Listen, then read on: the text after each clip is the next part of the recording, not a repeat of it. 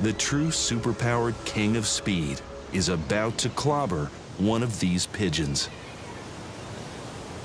A peregrine falcon may chase a pigeon in one of two ways. The first method is the flat-out chase. Sometimes it works, but pigeons are fast too. And when jostling back and forth with a peregrine in this mode, prey will occasionally slip away.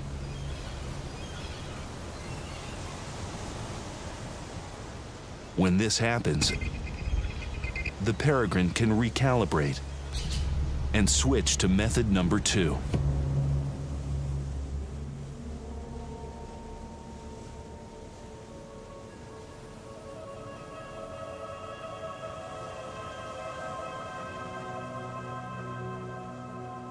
It's called the rapid stoop, the dive bomb.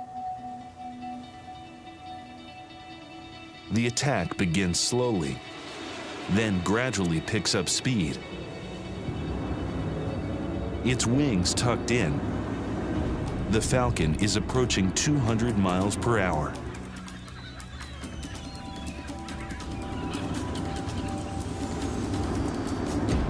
It is now the fastest animal on the planet. Against this superpowered speed, the pigeon is defenseless.